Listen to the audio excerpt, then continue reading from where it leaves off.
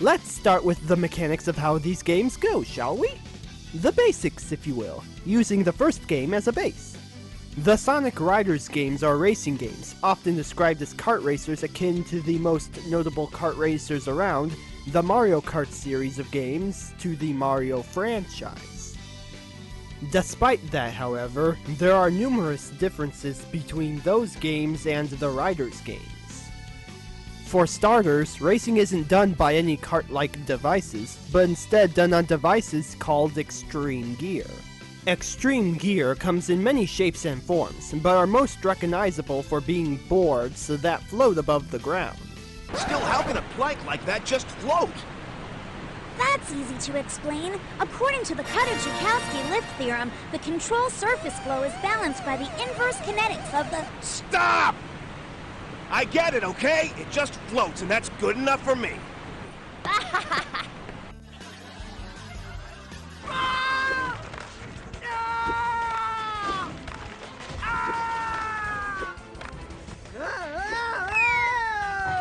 While one races with Extreme Gear, forward movement isn't done by pressing an acceleration button, but instead automatically moves forward while accelerating to the highest speed you can go. During these races, there are several things you can do. You can air boost, which not only gives you a boost of speed of course, but also the ability to catch up to someone and unleash a devastating attack on them that will stun them in their tracks. You can drift by holding the drift button to cut around corners, launching yourself with a bit of speed in the process, and even jump! Jump!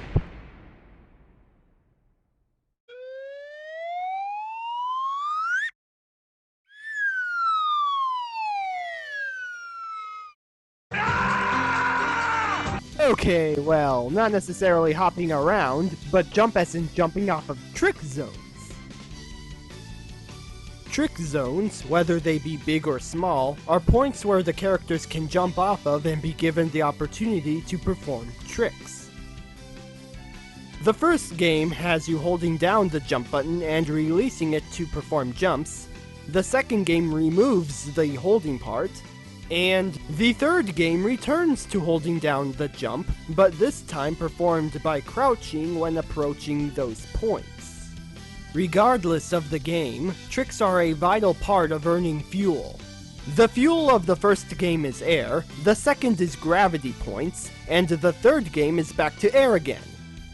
If you're wondering why that's the case, the games give a sort of hand-wavy explanation by saying the Extreme Gear have received alterations in between entries. For the sake of simplicity, I'll just use the generic term fuel for the rest of this video. Is that okay? Cool, let's move on. Fuel is the crux of what makes the games unique and engaging. To be more specific, the games are about constant micromanagement of your fuel. To go as fast as possible, you usually want to keep air boosting as much as possible, but at the same time be wary of how much fuel you're spending to do so. Running out of differs a bit between games, but what they all have in common is that you don't want to use up too much of your fuel at an inopportune time. In the first game, run out of air and you're on foot, which is much slower than the Extreme Gear.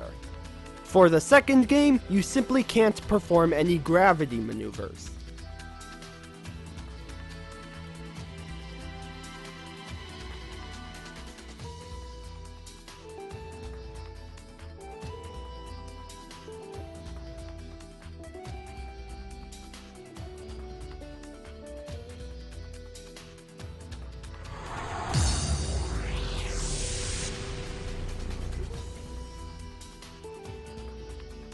For the third game, you're simply unable to kick dash when you don't have enough air.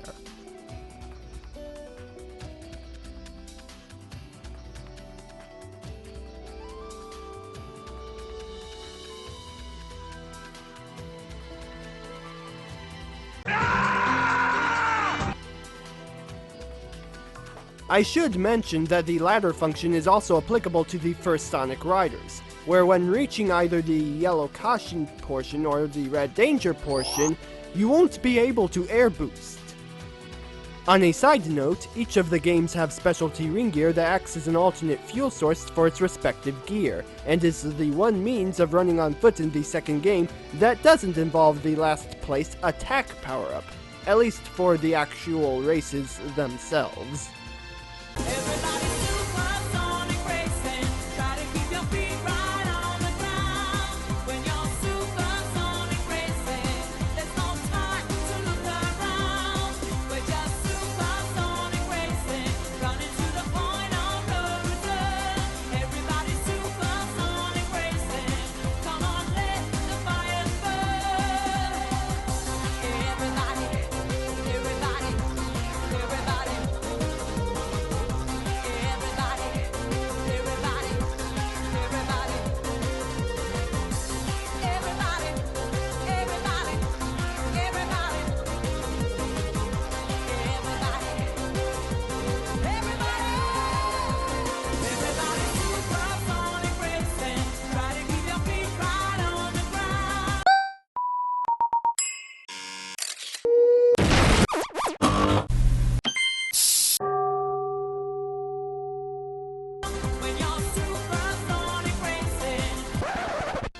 But the point of the air system is to use it wisely to go as fast as possible, and that being careless will result in losing a race. Regaining air comes in a small variety of ways. For starters, there's the aforementioned trick system, of course. In the first game, you perform tricks by holding down the jump button and releasing it on the trick zones. Once released, you move the control stick around to perform a flurry of fast tricks before landing. The more movement, the higher the rank, and more importantly, the more air you earn. What's more is that the higher the rank of the trick, the more speed you will earn. By contrast, a low-ranked trick will provide very little air and speed, and if you mess up, which is the worst case scenario, by mislanding it, you will lose speed and gain very little air at all. Tricks differ a bit with each entry. With the second game, tricks require one press of a button in a direction and can be interrupted with a gravity action. It is also the only entry where the amount of speed when approaching a ramp matters, as approaching it slowly will lead to a slower and lower jump. The third game mixes concepts from the first and second game by having automatic tricks, where the jumps need to be built up and tricks can happen without any further input. However, if you perform a jump twist to the other side while in the middle of the trick, an extra value will be added to said trick, thus giving said trick a higher rank. Before I forget, the weight of a character doesn't matter when doing tricks in Free Riders for the obvious reason being that some characters are a bit shy, to say the least, about their weight. I don't understand why. You see E10000G being the heaviest character in the game, yet can perform handstands as if it was as light as a feather. Just look at that! The original breakdancing robot! Real talk though, I don't understand why they give the characters their own heaviness and height statistics, yet it doesn't contribute anything to the game itself. Especially when some are hidden on purpose.